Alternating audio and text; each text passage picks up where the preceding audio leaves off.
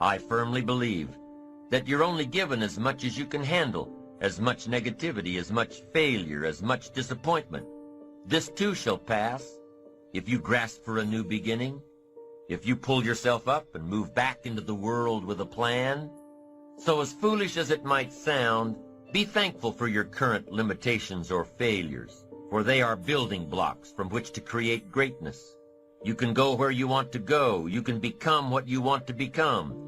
You can do it all, starting now, starting right where you are. You've got to keep trying and trying and trying. You've got to have enough resolve to do it until. So be grateful for adversity, but for your future, make it work for you, not against you. Make your failures give birth to great opportunity, not prolonged agony. The world will willingly sit by and let you wallow in your sorrows until you die broke and alone. And here's what else the world will do. The world will step aside and let you by.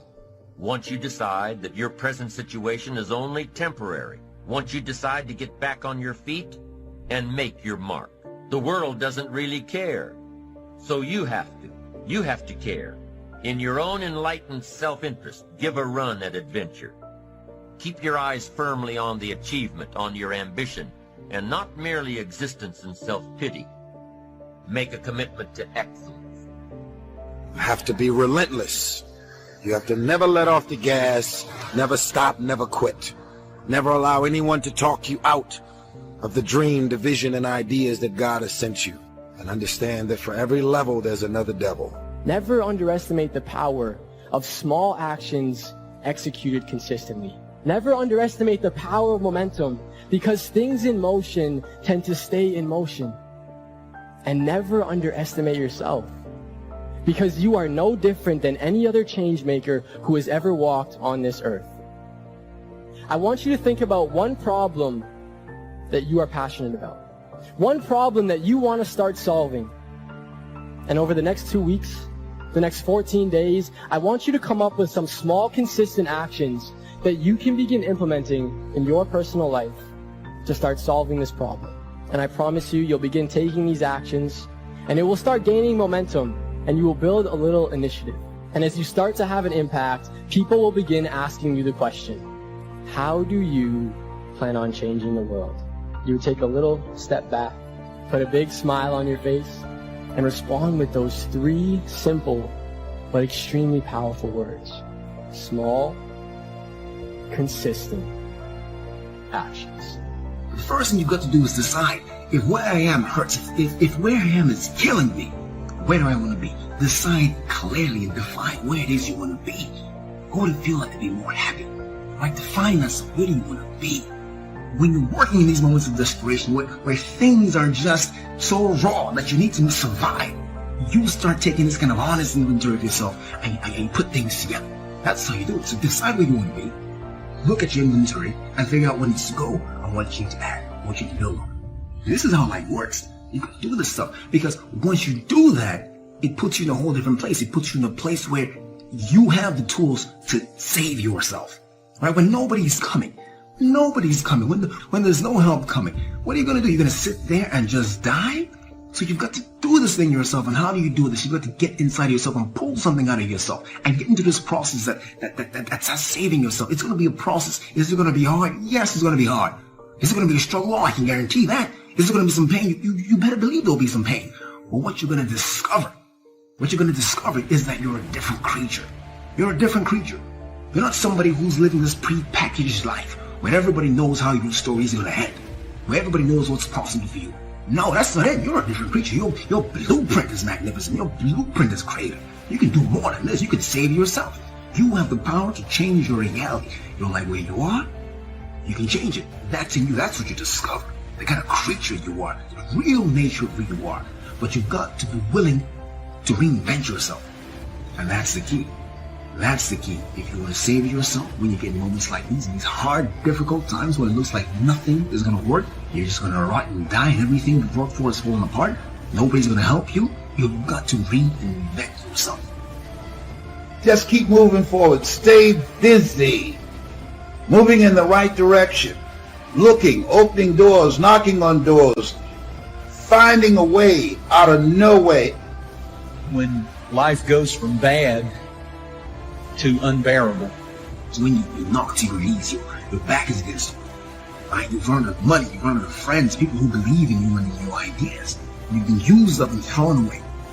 Right? You're desperate, you're afraid. And it hits you that this is it, this is do or die, and it's just me. Right? It's just me. That's how life works. In life, things will happen to you that you can't expect, you can't anticipate, you can't plan for. They just show up. And at that point, you have a decision to make. You have a decision to make. You can decide, I'm going to quit. It's over. I can't do this anymore. I've spent too much time, too much blood. I've spent so much building this thing, working on this dream, raising this man. I can't do this anymore. It's over with me. I quit. You can decide that. Or you can decide that no, this isn't it for me. This isn't how my story ends. This isn't it. I didn't spend all this time building this business, raising these kids, building this family just to walk out on them. I didn't spend all these years being sober just to quit. Now, I didn't get this far just to die like a dog in the street. No, this isn't it for me. This isn't over for me. No, I'm going to survive this. All right, nobody has my back, but it's do or die, and I'm going to survive this. You can decide that, and when you decide that, you're doing that in a moment of desperation. And here's what I've discovered about desperation. In desperation, you discover truth. Truth. Because the walls fall down. Oh, that's the false part. I don't want to say this truth because you got to get out of here. No time for games, no more excuses. A lot of people give up. They surrender. They run with their tails between their legs. It's a God-ordained opportunity.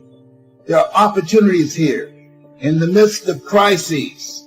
3 types of people going to come out of this. Millionaires, billionaires, and witnesses. People who stood around and watched.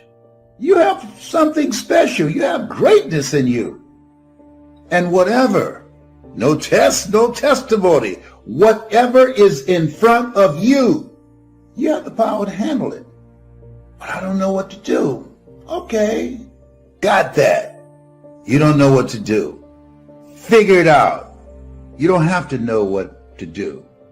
Walk by faith and not by sight. Figure it out.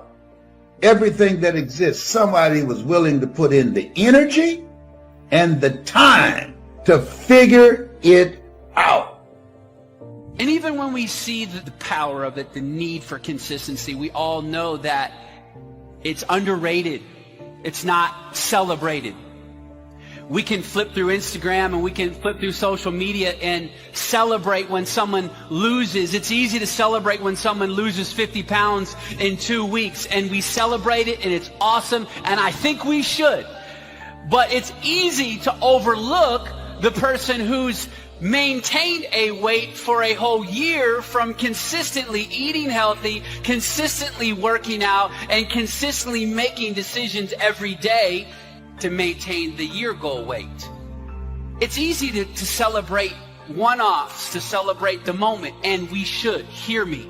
I am just telling you that we get bored of consistency. You see, we assume in our culture today that growth, new levels, promotion all come quickly as a result of a moment of faith.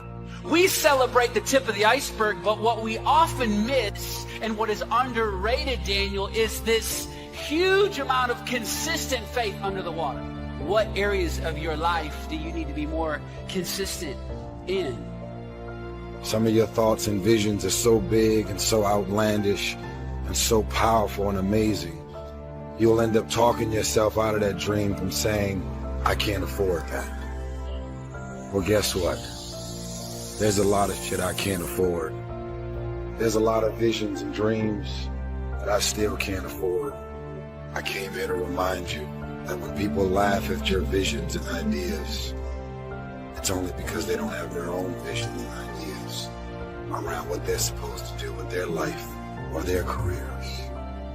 People that don't have their own visions, they become vision killers. They don't have dreams for themselves. They don't have any hopes. They're hopeless. They're uninspired, unmotivated. They have no dreams. They have nothing they're ambitious about. But I want to remind you to continue to dream. Dream big.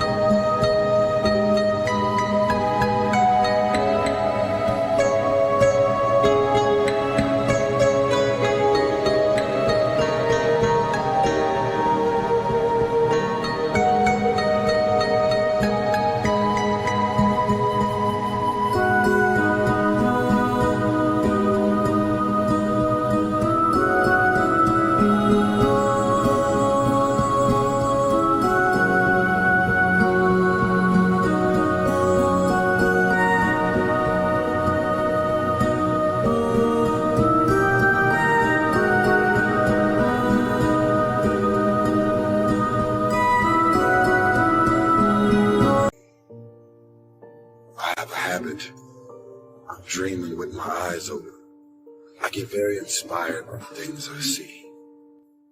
I just wanted to remind you to dream and dream big. You have to be able to see what doesn't exist in order to be able to pull off or achieve what in most people's minds seems to be impossible. Only those that can see the invisible, being able to see what's not there. What is your vision? What is your idea? What was that God-sent dream? Only those that can see the invisible can do what seems to be impossible. You have to be awfully immature to think that every day is going to be a good day. Some days are better than other days. And some days, if it ain't one thing, it's another. Sometimes bad things, horrible things happen to you. And I don't know why, but life isn't fair. Life isn't fair. Life just is. It wasn't fair. The fact that you're still alive and still on this earth, even though it's been challenging and rough, and sometimes you get discouraged and uninspired to keep going, God has a plan. You will grow through what you go through. Everything that you're going through, at some point, it makes no sense to you right now. But at some point, God is going to reveal to you why all of these issues, challenges, and problems continue to show up, and what you were supposed to learn from it. A good person in the wrong place, in the wrong time, can end up just a victim of fate and of reality. And it can be horrible and heart-wrenching. And disease, cancer, and MS, and horrible diseases, and accidents. But when those bad things happen, what are you going to do? How are you going to lead? Are you going to get angry?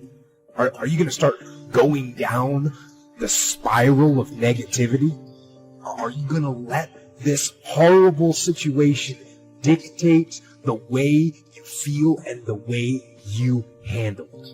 All I need you to do is not throw away your confidence. All I need you to do is stay in the game. All I need you to do is put one foot in front of the other. All I need you to do is keep the confidence.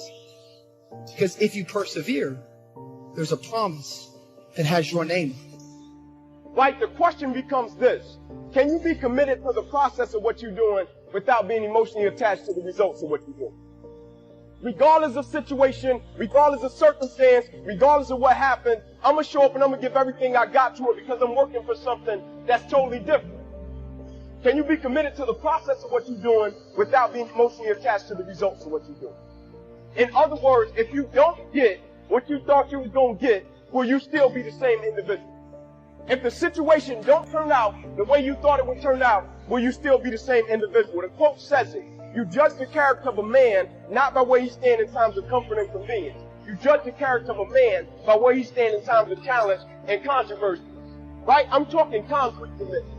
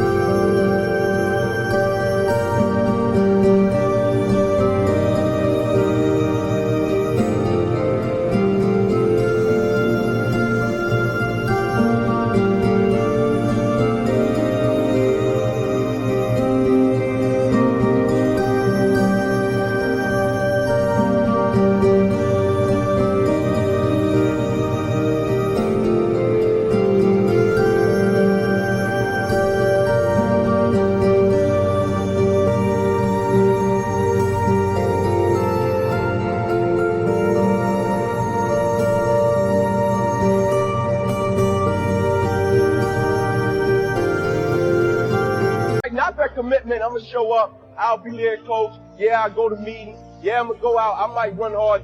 Not that, man. Not that counterfeit stuff. I'm talking concrete commitment.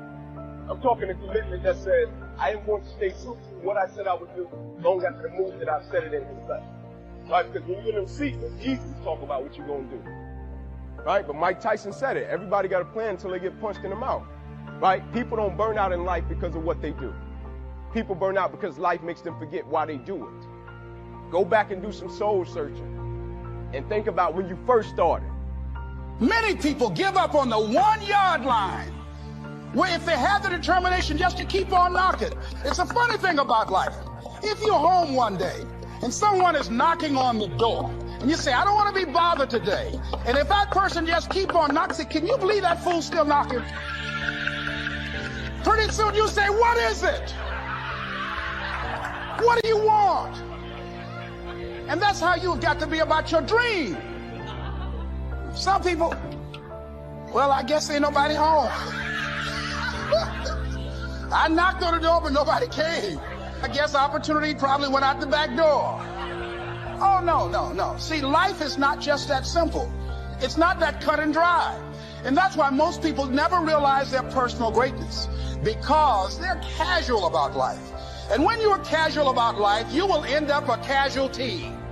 And I'm saying to you, if you keep going, if you keep looking for a way, where there's a will, there's a way. If you keep moving, if you keep falling forward, if you keep getting back up, something's going to happen. Bob Marley said something I like. He said, you never know how strong you are until being strong is all you have. You never know how strong you are until being strong is all you have. It's your only option. And you'll discover, if you don't panic, if you don't run, you'll discover you are stronger than you give yourself credit for being. Don't surrender. Don't give in. Step up to the challenge. Be the one that other people look to. Absorb that impact. Absorb that negativity. Draw fire. Bring that pain to me. I can handle it when maybe others cannot. When bad things are happening, I am going to try and be the one good thing. And in fighting, we will win. And if not the battle, and if not the war, we will win because our spirit, it will never surrender. And that is the ultimate victory. To hold your head high, and even in the face of inescapable defeat, to stand and to fight. That is to win. Dreams without goals remain dreams, just dreams, and ultimately fuel disappointment. Dreams without goals, yearly goals, life goals, monthly goals, hourly goals, minute by minute goals. Dreams without goals are just dreams, and they ultimately fuel disappointment. Goals on the road to achievement cannot be achieved without discipline and consistency. You understand? Between goals and achievement are discipline and consistency. Before you can be a painter who can paint what's beyond mere memory, you have to inculcate that discipline skill, and a lot of that is painful repetition and hard grinding work. It's the sacrifice of the present for the future. That's discipline as the precondition for freedom. But once you manage that, then things open up. And virtually everything you learn of value is like that's very, very, very difficult to learn to write. And there's arbitrary rules that you have to follow and bind yourself to. Disciplinary institutions, universities, are exactly that. They're places of guidance, and they're places to encourage people to develop the discipline that's necessary to see beyond the discipline. I mean, that's why we have disciplines, right? I mean, the words aren't there by accident. You have to narrow yourself first, and then you can broaden outward. And so that's part of the process of maturation. That's part of the sacrifice of childhood. What we have to understand about developing ourselves and getting better is that it doesn't take brilliance, and it doesn't take a lot of time, and it doesn't even take a lot of effort, but it must be intentional. The fact that you don't get better automatically, you only get better because you intentionally make a decision to get better. To develop yourself, you've got to get out of the intending world and get into the doing. So if you want to develop yourself and you want to get better, just act on what you've already expressed that you want to do.